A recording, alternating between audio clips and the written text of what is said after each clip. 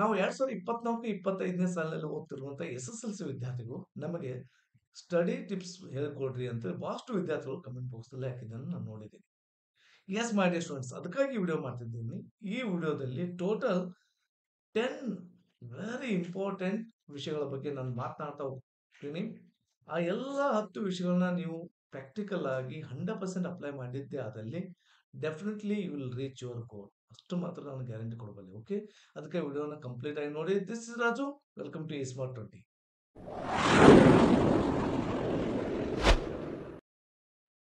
S my dear students, ಈ top 10 points ಅಲ್ಲಿ first point ಇದೆ, ಎಂಜಾಯ್ ಯುವರ್ SSLC ಲೈಫ್ ಅಂತೇಳಿ. ನಿಮ್ಮ SSLC ಲೈಫ್ ಅನ್ನ ಎಂಜಾಯ್ ಮಾಡಿ. ಓಕೆ, ನಾನು ಯಾಕೆ ಎಂಜಾಯ್ ಅಂತೇನಂದ್ರೆ, ಒಂದು ಹಾರ್ಡ್ ವರ್ಕ್ ಮಾಡೋದ್ರಲ್ಲಿನೂ ಒಂದು ಖುಷಿ ಇದೆ ರೀ. ಅದಕ್ಕೆ ನಾನು SSLC ಎಕ್ಸಾಮ್ ಅನ್ನ ಕಂಪೇರ್ ಮಾಡೋದು IAS ಮತ್ತು KS ಎಕ್ಸಾಮ್ಗೆ ಕಂಪೇರ್ ಮಾಡ್ತೀನಿ. ಸೊ ಯಾವ ರೀತಿ ಟಾಪರ್ಸ್ಗಳು ನಾವು KS ಆಗ್ಬೇಕು, IAS ಆಗ್ಬೇಕು ಅಂತ ತಯಾರಿ ಮಾಡ್ತಿರ್ತಾರೆ ನೋಡ್ರಿ, ಆ ರೀತಿ ತಯಾರಿಯನ್ನ SSLC ಎಕ್ಸಾಮ್ಗೆ ನೀವು ಮಾಡ್ತಾ ಬನ್ನಿ. ಹೌದ್ರಿ. ಸೊ ಆ ರೀತಿ ಅಟ್ಮಾಸ್ಫಿಯರ್ ಕ್ರಿಯೇಟ್ ಮಾಡಿ, ನಿಮ್ಮದೇ ಆದ ಸ್ಟಡಿ ಕಾರ್ನರ್ ಕ್ರಿಯೇಟ್ ಮಾಡಿ, ನಿಮ್ಮದೇ ಆದ ಸ್ಟಡಿ ನೋಟ್ಸ್ ಕಲೆಕ್ಟ್ ಮಾಡಿ, ನಿಮ್ಮದೇ ಆದ ಹಾರ್ಡ್ ವರ್ಕ್ ಅನ್ನ ಅಲ್ಲಿ ತೋರಿಸ್ರಿ. ಈ ರೀತಿ ಮಾಡೋ ಮೂಲಕ ಎಂಜಾಯ್ ಮಾಡ್ರಿ SSLC ಲೈಫ್ ಅನ್ನು. ಓಕೆ ಓಕೆ, ಜಾಸ್ತಿ ಟೆನ್ಷನ್ ತಗೊಳ್ಳೋ ಅವಶ್ಯಕತೆ ಇಲ್ಲ. ಬಿ ಪ್ರಾಕ್ಟಿಕಲ್ ಆಗಿ ವಿಚಾರ ಮಾಡ್ರಿ, ಎಂಜಾಯ್ ಮಾಡ್ತಾ ಬನ್ನಿ, ಹಾರ್ಡ್ ವರ್ಕ್ ಮಾಡ್ರಿ. ಸೊ ಅದಕ್ಕಾಗಿ ನಾನು ಫಸ್ಟ್ ಪಾಯಿಂಟ್ ಹೇಳ್ತಿದ್ದೀನಿ, ಎಂಜಾಯ್ ಯುವರ್ SSLC ಲೈಫ್ ಅಂತೇಳಿ. Okay, and second point, determination ಅಥವಾ ಸೆಟ್ ಯುವರ್ ಗೋಲ್ ಅಂತೇಳಿ. ನೀವು ಗೋಲ್ ಅನ್ನ ಸೆಟ್ ಮಾಡ್ಬೇಕಾಗತ್ತ.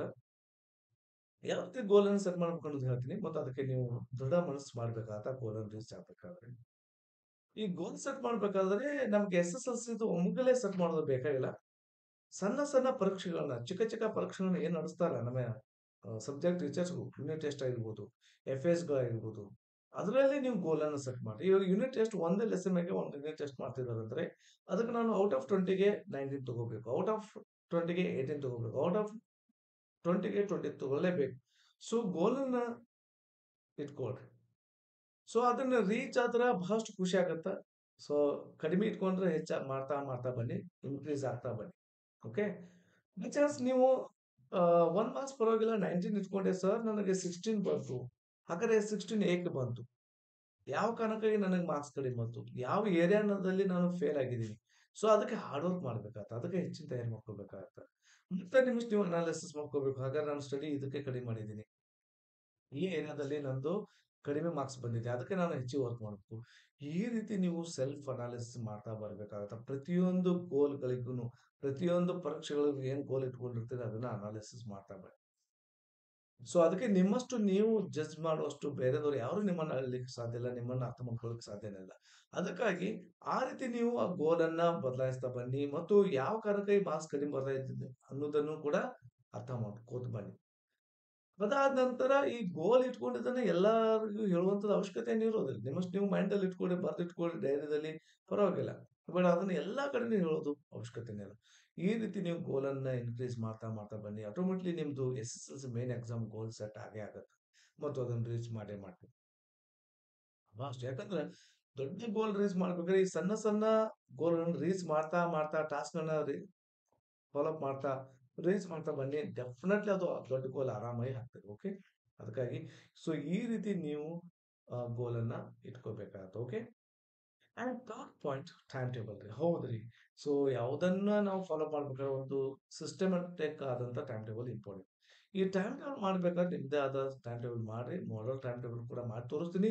ನೀವು ಏನಾದ್ರೂ ಜಾಸ್ತಿ ಕಮೆಂಟ್ ಹಾಕಿದ್ರೆ ಅದ್ರ ಬಗ್ಗೆ ಮಾಡಿ ತೋರಿಸ್ತೀನಿ. ಓಕೆ, ಈ ಟೈಮ್ ಟೇಬಲ್ ಹಾಕ್ಬೇಕಾದ್ರೆ ನೀವು ಇಂಪಾರ್ಟೆನ್ಸ್ ಕೊಡಬೇಕಾದದ್ದು 3 ಪಾಯಿಂಟ್ಸ್ ನಾನು ಹೇಳ್ತಿದ್ದೀನಿ.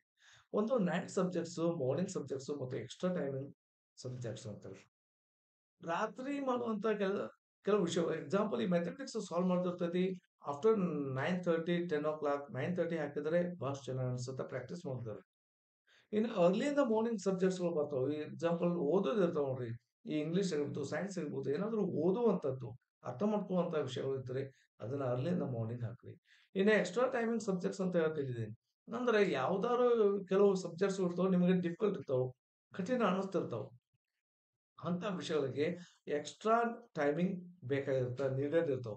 ಸೊ ಅವಕ್ಕೆ ಎಕ್ಸ್ಟ್ರಾ ಟೈಮಿಂಗ್ ಬರೋ ರೀತಿಯಲ್ಲಿ ಟೈಮ್ ಟೇಬಲ್ ಹಾಕೋರಿ. ಈ 3 ಪಾಯಿಂಟ್ಸ್ ನೆನಪಲ್ಲಿ ಇಟ್ಕೊಳ್ಳಿ. ರಾತ್ರಿಯಲ್ಲಿ ಯಾವ್ಯಾವ ಹಾಕ್ಬೇಕು, ಈವ್ನಿಂಗ್‌ದಲ್ಲಿ ಸಬ್ಜೆಕ್ಟ್ಸ್‌ಗಳನ್ನ, ಅರ್ಲಿ ಇನ್ ದ ಮಾರ್ನಿಂಗ್ ಯಾವ್ಯಾವ ಸಬ್ಜೆಕ್ಟ್ಸ್‌ನ ಹಾಕ್ಬೇಕು ಮತ್ತು ಯಾವ ವಿಷಯಗಳಿಗೆ ಎಕ್ಸ್‌ಟ್ರಾ ಟೈಮಿಂಗ್ ಕೊಡ್ಬೇಕಾಗತ್ತಾ.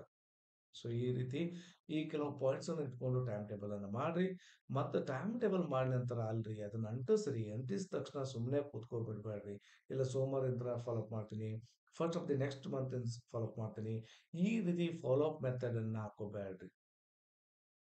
ಸೊ ಆ ಟೈಮ್ ಟೇಬಲ್ ಅನ್ನ ಕನ್ಸ್ಟ್ರಕ್ಟ್ ಮಾಡಿದವ್ರು ನೀವೇ ವರ್ಕ್ ಮಾಡ್ರಿ, ಪ್ರತಿಜ್ಞೆ ಮಾಡ್ರಿ, ನಾನು ಡೆಫಿನೆಟ್ಲಿ ಫಾಲೋ ಅಪ್ ಮಾಡ್ತೀನಿ ಅಂತೇಳಿ. ಅಲ್ಪ ಸ್ವಲ್ಪ ಸ್ಟಾರ್ಟಿಂಗ್ ಒಂದಿಷ್ಟು ಹಿಂದ ಮುಂದೆ ಆಗ್ತಿರ್ತೈತಿ. ಬಟ್ ಅದನ್ನ ಸರಿ ಹೊಂದ್ಸ್ಕೊಳ್ರಿ, ಸರಿ ದುಡ್ಕೊಂಡು ನೀವು ಫಾಲೋ ಅಪ್ ಮಾಡ್ತಾ ಹೋಗ್ಬೇಕಾತ ಡೇ ಬೈ ಡೇ. ಅದಕ್ಕೆ ಹೇಳ್ತಿರ್ತೀನಿ ನಾನು. ಯಾವಾಗ ನೀವು ನೀಟಾಗಿ ಟೈಮ್ ಟೇಬಲ್ ಫಾಲೋ ಅಪ್ ಮಾಡ್ತಾ ಹೋಗ್ತೀರಿ, ಡೆಫಿನೆಟ್ಲಿ ಗೋಲ್ ಬಹಳಷ್ಟು ಈಸಿ ಆಗುತ್ತೆ ನಿಮ್ಗೆ. ಓಕೆ. ಸೊ ಇದು ಟೈಮ್ ಟೇಬಲ್ ಬಗ್ಗೆ ಆಯಿತು. ಇನ್ನು ಫೋರ್ತ್ ಪಾಯಿಂಟ್ ಸ್ಟಡಿ ಪ್ಲೇಸ್ ರೀ. ಇದು ಬಹಳಷ್ಟು ಮಜಾ ಅನ್ಸುತ್ತೆ ನನಗೆ. ಯಾಕಂದ್ರೆ ನಾನು ಕೂಡ ಎಸ್ ವಿದ್ಯಾರ್ಥಿ ಆದ ಕಾರಣ ನನಗೆ ಈ ರೀತಿ ಹೇಳ್ತಾರೆ, ನಾನು ಬಹಳ ಎಂಜಾಯ್ಮೆಂಟ್ ಆಗಿ ಕ್ರಿಯೇಟ್ ಮಾಡ್ತಿದ್ನಲ್ಲ ಅಂತೇಳಿ. ಈ ಸ್ಟಡಿ ಪ್ಲೇಸ್ ಅನ್ನೋದು ಬಹಳಷ್ಟು ಇಂಪಾರ್ಟೆಂಟ್. ನೀವು ಕ್ರಿಯೇಟ್ ಯುವರ್ ಅಟ್ಮಾಸ್ಫಿಯರ್ ಅಂತ ಹೇಳ್ತಿದ್ದೀನಿ. ನಿಮ್ಮದೇ ಆದ ಒಂದು ಸ್ಟಡಿ ಪ್ಲೇಸ್‌ನ ಏನ್ ಸರ್ ದೊಡ್ಡ ದೊಡ್ಡ ನಮಗೆ ಸ್ಟಡಿ ರೂಮ್ಸ್ ಇದೆ. ನಿಮ್ಗೆ ಸ್ಟಡಿ ರೂಮ್ಸ್ ಇದ್ರೆ ವೆರಿ ಗುಡ್. ಬಹಳಷ್ಟು ಖುಷಿ ಅನ್ಸುತ್ತೆ. ಸರ್ ನಮಗೆ ಸ್ಟಡಿ ರೂಮ್ಸ್ ಇಲ್ಲ ಸರ್, ಒಂದು ಸ್ಟಡಿ ಟೇಬಲ್ ಇಲ್ಲ, ಏನೂ ಇಲ್ಲ. ಏನೂ ಇಲ್ಲ ಅಂದ್ರೂ ವಿಚಾರ ಮಾಡ್ಲಿಕ್ಕೆ ಹೋಗ್ಬೇಡಿ. ಏನೂ ಇಲ್ಲ, ನೋ ಪ್ರಾಬ್ಲಮ್. ಯಾವುದೋ ಒಂದು ಮೂಲೆಯನ್ನ ನೀವು ಸ್ಟಡಿ ಕಾರ್ನರ್ ಆಗಿ ಮಾಡಿಟ್ಕೊಳ್ರಿ. ಅದೇ ಇದ್ದಂತ ಗೋಡೆಗೆನೆ ನೀವೇನ್ ಮಾಡ್ರಿ, ಟೈಮ್ ಟೇಬಲ್ ಅನ್ನ ಅಂಟಿಸ್ರಿ.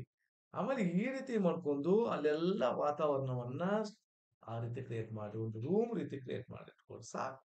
ಸೊ ನಿಮ್ ಪೇರೆಂಟ್ಸ್ ಗೊತ್ತಾಗುತ್ತೆ ಎಷ್ಟು ನಮ್ಮ ಮಗ ಅಥವಾ ನನ್ನ ಮಗಳು ಎಷ್ಟೊಂದು ಚೆನ್ನಾಗಿ ಸ್ಟಡಿ ಅಟ್ಮಾಸ್ಫಿಯರ್ ಅನ್ನ ಕ್ರಿಯೇಟ್ ಮಾಡಿದ್ದಾರೆ ಅಂತೇಳಿ. ಸೊ ಆ ರೀತಿ ಸ್ಟಡಿ ಪ್ಲೇಸ್ ನ ಕ್ರಿಯೇಟ್ ಮಾಡಿಟ್ಕೊಳ್ರಿ. ನಮಗೆ ಸ್ಟಡಿ ಟೇಬಲೇ ಬೇಕು, ಆ ಕುರ್ಚಿ ಬೇಕು, ಅದು ಬೇಕು, ಏನು ಅವಶ್ಯಕತೆ ಇಲ್ಲ. ಇದ್ದದ್ರಲ್ಲೇನೆ ಖುಷಿ ಪಡ್ರಿ, ಇದ್ದದ್ರಲ್ಲೇನೆ ಎಂಜಾಯ್ಮೆಂಟ್ ಮಾಡ್ರಿ. ಅದು ನಾನು ಹೇಳುವಂಥದ್ದು. ಓಕೆ. ಅದನ್ನ ಬಿಟ್ಟು ಅದು ಇದ್ದಿದ್ರೆ ಭಾರಿ ಆಗ್ತಿತ್ತು, ಇದು ನೋ, ನಾಟ್ ನೆಸೆಸರಿ. ಸೊ ಏನಿದೆ ಅದರಲ್ಲೇನೆ ಎಂಜಾಯ್ ಮಾಡೋಣ. ಓಕೆ. ಅವೆಲ್ಲ ತಾನೇ ಬರ್ತಾವ ಮುಂದೆ, ಎಲ್ಲವೂ ಸ್ಟಡಿ ಟೇಬಲ್ ಬರುತ್ತೆ, ಎಲ್ಲನೂ ಬರುತ್ತೆ. Okay. And next point, fifth point ಬಹಳಷ್ಟು ಮಜಾ ಅನ್ಸುತ್ತೆ. Paste inspirational course and pictures ಅಂತೇಳಿ. ನಿಮ್ಗೆ ಯಾವ್ದಾದ್ರು ಗ್ರೇಟ್ ವ್ಯಕ್ತಿ, ಇನ್ಸ್ಪಿರೇಷನ್ ಮಾಡುವಂತ ವ್ಯಕ್ತಿಗಳ ಫೋಟೋವನ್ನ ಯಾವ್ದಾದ್ರು ಪ್ರಿಂಟ್ ಇದ್ದಾರೆ, ಸಿಂಪಲ್ ಆಗಿ ಇದ್ದಾರೆ, ಅದನ್ನ ಪೇಸ್ಟ್ ಮಾಡಿ. ಇಲ್ಲಾಂದ್ರೆ ಏನು ಖರ್ಚು ಮಾಡ್ಲಿಕ್ಕೆ ಹೋಗ್ಬೇಡ. ಅವ್ರು ಹೇಳುವಂತ ಕೋಟ್ಸ್ ಗಳನ್ನ ಪೇಸ್ಟ್ ಮಾಡ್ರಿ. ಅದನ್ನೇ ಪ್ರಿಂಟ್ ಔಟ್ ತರೋದು ಅವಶ್ಯಕತೆ ಇಲ್ಲ. ಅದಕ್ಕೂ ನೀವೇ ಸ್ವಂತ ಬರ್ದು ಅದನ್ನ ಯಾರು ಹೇಳಿದಾರ ಸ್ಟೇಟ್ಮೆಂಟ್ ಅಂತ ಬರ್ದು, ಫೇಮಸ್ ಆದ ಸ್ಟೇಟ್ಮೆಂಟ್ಸ್ ನಿಮ್ಗೆ ಇನ್ಸ್ಪಿರೇಷನಲ್ ಆಗಬೇಕು ಆ ರೀತಿ ಸ್ಟೇಟ್ಮೆಂಟ್ಸ್ ಗಳನ್ನ ಗೋಡೆಗೆ ಅಂಟಿಸ್ರಿ. ಆಗಾಗ ನೋಡೋದ್ರಿಂದ ಪಾಸಿಟಿವ್ನೆಸ್ ಕ್ರಿಯೇಟ್ ಆಗುತ್ತೆ. ಓಕೆ.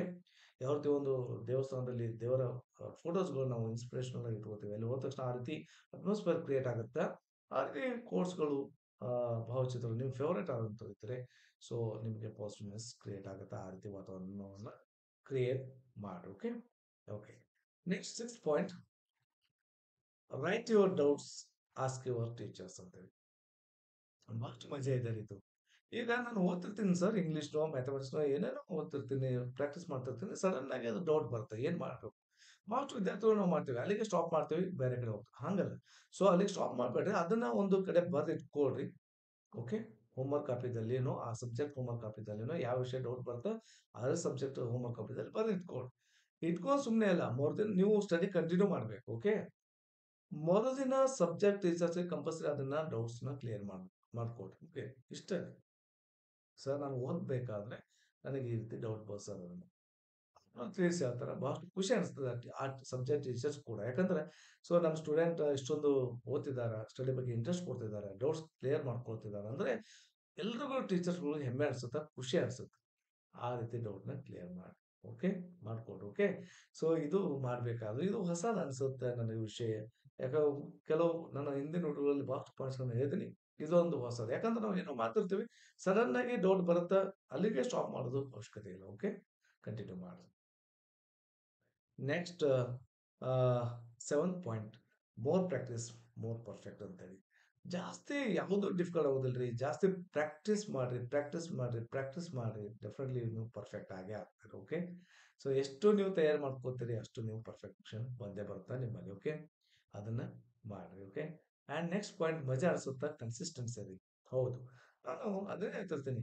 ಯಾವಾಗಲೂ ಒಂದಿನ ಸರ್ ಈ ವಾರ ಭಾರಿ ಓದ್ಕೊಂಡ್ಬಿಡ್ತೀನಿ, ಹಗಲು ರಾತ್ರಿ ಬೇಕಾಗಿಲ್ರಿ. ಕರೆಕ್ಟ್ ಟೈಮ್ ಟೇಬಲ್ ಪ್ರಕಾರ ಎಷ್ಟೆಷ್ಟು ಬೇಕು ಅಷ್ಟಷ್ಟನ್ನ ಓದ್ತಾ ಹೋಗ್ರಿ. ಸೊ ಡೆಫಿನೆಟ್ಲಿ ನೀವು ಗೋಲ್ ಅನ್ನು ರೀಚ್ ಆಗ್ತೀರಿ. ಅಂದ್ಬಿಟ್ಟು ಒಂದಿನ ಬೆಳ್ತಾನ ಓದೋದು, ಓಕೆ ಜಾಸ್ತಿ ವರ್ಕ್ ಮಾಡೋದು, ಒಂದಿನ ಆಟ ಆಡೋದು ಈ ರೀತಿ ಮಾಡೋ ಅವಶ್ಯಕತೆ ಇಲ್ಲ. ಅದಕ್ಕೆ ನಾನು ಈ ವರ್ಡ್ ಬಹಳಷ್ಟು ಚೆನ್ನಾಗಿ ಅನ್ಸುತ್ತೆ ಕನ್ಸಿಸ್ಟೆನ್ಸಿ ಅಂತೇಳಿ. ನಿರಂತರತೆ ಇರಲಿ. ಒಂದೇ ರೀತಿ ಓದ್ತಾ ಬನ್ನಿ. ಯಾವ ಕಡೆನೂ ಫೋಕಸ್ ಕೊಡ್ಬೇಡ್ರಿ. ಯಾವ ಸೋಷಿಯಲ್ ಮೀಡಿಯಾ ಅದು ಇದು ಫಂಕ್ಷನ್ಸು ಅದು ಇದು ಯಾವುದಕ್ಕೂ ಇದೊಂದು ಇಯರ್. ಈ ಇಯರ್ ಪ್ಯೂರ್ಲಿ ನೀವು ತಪಸ್ ರೀತಿ ಮಾಡ್ರಿ. ಒಂದು ರೀತಿ ಹಾಡು ಮಾಡ್ರಿ, ತಪಸ್ ಮಾಡ್ರಿ. ಆ ರೀತಿ ಮಾಡಿದ್ರೆ ಡೆಫಿನೆಟ್ಲಿ ಗೋಲ್ ಸಿಗುತ್ತೆ. ಸುಮ್ಮನೆ ಎಲ್ಲಾನು ನಾನು ಎಂಜಾಯ್ ಮಾಡ್ತೀನ್ರಿ, ಅದನ್ನೂ ಬೇಕು ಇದನ್ನೂ ಬೇಕಂದ್ರೆ ಸಾಧ್ಯನೇ ಇಲ್ರಿ. ಅದು ಅಷ್ಟು ಮಾತ್ರ ಗ್ಯಾರಂಟಿ. ನಾನು ಹೊರಗಡೆನೂ ಆಟ ಆಡ್ತೀನಿ, ಅಲ್ಲಿ ಇಲ್ಲಿ ಫಂಕ್ಷನ್ಸ್‌ಗೆ ಹೋಗ್ತೀನಿ, ಅದು ಮಾಡ್ತೀನಿ. ನಾನು ಅದಕ್ಕೆ ಹೇಳ್ತೇನೆ ತಪಸ್ಸು ಅಂತೀನಿ ನಾನು ಇದಕ್ಕೆ. ತಪಸ್ಸು ರೀತಿ ನೀವು ಯಾವುದೇ ಕಡೆನೂ ಕಾನ್ಸಂಟ್ರೇಷನ್ ಕೊಡದೆ ನೀವು ಈ ರೀತಿ ಮಾಡಿದ್ದೇ ಆದಲ್ಲಿ, ಕನ್ಸಿಸ್ಟೆನ್ಸಿ ಮೇಂಟೈನ್ ಮಾಡಿದ್ದೇ ಆದಲ್ಲಿ, ಸೊ ಗೋಲ್ ತಾನೇ ಬರುತ್ತೆ. ನಿಮ್ಮ ಹತ್ರನೇ ಬರ್ತಾನೆ ಸಕ್ಸಸ್ ಅನ್ನೋದು. ಓಕೆ? ಅದನ್ನ ಮಾಡಿ. And next point, 9th point don't stress on your mind. ಜಾಸ್ತಿ ಸ್ಟ್ರೆಸ್ ತಗೋಬೇಡ್ರಿ ಎಸ್ ವಿದ್ಯಾರ್ಥಿನಿ. ಅದಕ್ಕೆ ನಾನು ಹೇಳ್ತಿದ್ದೀನಿ ಎಂಜಾಯ್ಮೆಂಟ್ ಮಾಡ್ರಿ ಅದನ್ನ. ಅಂದ್ಬಿಟ್ಟು ಬರ್ತಾ ಇಲ್ಲ ನಾನು ಓದ್ತಾ ಇರ್ಬೇಕು ಅಲ್ಲ. ಬಿ ಪ್ರಾಕ್ಟಿಕಲ್ ಆಗಿರ್ರಿ. ಜಾಸ್ತಿ ಸ್ಟ್ರೆಸ್ ತಗೋಬೇಡ್ರಿ. ಯಾವುದೇ ಡಿಫಿಕಲ್ಟ್ ಸಬ್ಜೆಕ್ಟ್ ಇದ್ದದನ್ನ ಈಸಿ ಮಾಡ್ಲಿಕ್ಕೆ ಪ್ರಯತ್ನ ಮಾಡ್ರಿ. ನಿಮ್ಗೆ ಗೊತ್ತಾಗ್ತಾ ಇಲ್ವಾ? ಸೊ ಮೀಟ್ ಯುವರ್ ಸಬ್ಜೆಕ್ಟ್ ಟೀಚರ್ಸ್‌ನ ಭೇಟಿ ಆಗ್ರಿ. ಆಸ್ಕ್ ದೆಮ್ ಕೇಳ್ರಿ ಬಿಡ್ಬೇಡ್ರಿ. ಸರ್ ನನಗೆ ಇದು ಟಫ್ ಆಗ್ತಿದೆ ಈಸಿ ಮಾಡಿ ಹೇಳ್ರಿ. ಸರ್ ಇದಕ್ಕೇನಾದ್ರೂ ಈ ಆನ್ಸರ್ ನಂಗೆ ಟಫ್ ಆಗ್ತಿದೆ ಇದಕ್ಕೇನಾದ್ರೂ ಈಸಿ ಸೊಲ್ಯೂಷನ್ ಇದೆನಾ? ಈ ರೀತಿ ಕ್ವಶನ್ ಮಾಡ್ರಿ. ಅವಾಗ ಈಸಿ ಮಾಡ್ಕೊಳ್ರಿ. ಅದನ್ನ ಬಿಟ್ಟು ಮೈಂಡ್ ಮೇಲೆ ಸ್ಟ್ರೆಸ್ ಮಾಡ್ತಾ ಕೂತ್ಕೋಬೇಡ್ರಿ. ಬೇಕಾಗಿಲ್ರಿ ಅವೆಲ್ಲವೂ ಬೇಕಾಗಿಲ್ಲ. ನಿಮ್ಮ ವಯಸ್ಸು ಏನಿದೆ ಆರಾಮಾಗಿ ಎಂಜಾಯ್ ಮಾಡ್ತಾ ಸ್ಟಡಿ ಮಾಡ್ತಿರಿ ಅದನ್ನ ಮಾಡ್ರಿ. ಅದನ್ನ ಬಿಟ್ಟು ಟೆನ್ಷನ್ ತಗೋದು ಮಾಡ್ಬೇಡ್ರಿ. ಓಕೆ? ಆ ರೀತಿ ನಿಮ್ಮ ಪಾಲಕರು ಯಾವ ರೀತಿ ಹೇಳ್ತಿದಾರೆ ನೀವು ಆರಾಮಾಗಿ ಕೂಲ್ ಆಗಿ ಸ್ಟಡಿ ಮಾಡ್ರಿ. ಸ್ಟ್ರೆಸ್ ತಗೊಂಡು ಮಾಡ್ಲಿಕ್ಕೆ ಹೋಗ್ಬೇಡ್ರಿ. Okay? And last point, 9th point ಮತ್ತೆ ಹೇಳ್ತಿದ್ದೀನಿ. Enjoy your students life. ನಿಮ್ಮ ಈ ಸ್ಟೂಡೆಂಟ್ ಲೈಫನ್ನ ಎಂಜಾಯ್ ಮಾಡ್ರಿ. ಎಸ್-ಎಸ್-ಎಲ್-ಸಿ ಇಯರ್ ಲೈಫನ್ನ ಎಂಜಾಯ್ ಮಾಡ್ರಿ. ಖುಷಿಯಾಗಿ ಎಂಜಾಯ್ ಮಾಡ್ರಿ. ಒತ್ತಡದಿಂದ ಮಾಡ್ಬೇಡ್ರಿ. ಕಷ್ಟಪಟ್ಟು ಮಾಡ್ಬೇಡ್ರಿ. ಇಷ್ಟಪಟ್ಟು ಮಾಡ್ರಿ. ಡೆಫಿನೆಟ್ಲಿ ನಿಮ್ಗೆ ಎಲ್ಲವೂ ಸಿಕ್ಕೇ ಸಿಗುತ್ತೆ. ಓಕೆ? ಸರ್ ಇಷ್ಟೆಲ್ಲ ಮಾಡಿದ್ರು ನಮಗೆ ನಾವು ಅನ್ಕೊಂಡಷ್ಟು ಸಿಗದೇ ಇದ್ರೆ ಏನ್ ಮಾಡ್ಬೇಕು? ಏನು ಮಾಡ್ಬೇಡ್ರಿ. ಆಯ್ತಾ? ಇನ್ನೂ ಲೈಫ್‌ದಲ್ಲಿ ಇಂಥ ಎಷ್ಟೋ ಎಕ್ಸಾಮ್ಸ್ ಬರ್ತಾವ. ಮತ್ತೆ ಫೇಸ್ ಮಾಡೋಣ. ಓಕೆ? ಅಷ್ಟೇನೆ ಮತ್ತೇನಿಲ್ಲ. ಓಕೆ? ಸೊ ಈ ರೀತಿಯಾದ ವಿಷಯಗಳನ್ನ ನೀವು ಫಾಲೋ ಅಪ್ ಮಾಡಿದ್ದೆ ಅದರಲ್ಲಿ ಡೆಫಿನೆಟ್ಲಿ ಸಕ್ಸಸ್ ನಿಮ್ಮನ್ನ ಫಾಲೋ ಮಾಡ್ಕೊಂಡು ನೀವು ಅದನ್ನು ಫಾಲೋ ಮಾಡೋದು ಅವಶ್ಯಕತೆನೇ ಇಲ್ಲ. ಓಕೆ? ಸೊ ಐ ಹೋಪ್ ಬಹಳಷ್ಟು ಖುಷಿ ಅನ್ಸುತ್ತೆ ಅನ್ಕೊಂಡಿದ್ದೀನಿ. ನಿಮ್ಮಲ್ಲಿ ಮೋಟಿವೇಟ್ ಮಾಡಿದ್ದೀನಿ ಅನ್ಕೊಂಡಿದ್ದೀನಿ. ಸೊ ಈ ಎಲ್ಲ ಇನ್ಸ್ಪಿರೇಷನಲ್ ವಿಷಯಗಳನ್ನ ನೆನಪಲ್ಲಿ ಇಟ್ಕೊಂಡು ಕೇಳಿ ಸುಮ್ಮನೆ ಬಿಡಬೇಡ್ರಿ. ಅಪ್ಲೈ ಮಾಡ್ರಿ. 100% ಅಪ್ಲೈ ಮಾಡ್ರಿ. 100% ರಿಸಲ್ಟ್ ಅನ್ನ ಕೊಡೋಕೆ. ಸೊ ಇಲ್ಲಿಗೆ ವಿಡಿಯೋ ಮುಗಿಸ್ತೀನಿ. ಈ ನಮ್ಮ ವಿಡಿಯೋ ನಮ್ಮ ಪ್ರಯತ್ನ ನಿಮ್ಗೆ ಇಷ್ಟವಾದಲ್ಲಿ ಲೈಕ್ ಮಾಡ್ರಿ, ಶೇರ್ ಮಾಡ್ರಿ, ಸಬ್ಸ್ಕ್ರೈಬ್ ಆಗ್ರಿ. ಓಕೆ? ಇನ್ನೂ ಇಷ್ಟ ಆದರೆ ಜಾಯಿನ್ ಕೂಡ ಆಗ್ಬೋದು ನಮ್ಮ ಚಾನಲ್‌ಗೆ. Thank you for watching. Have a nice day.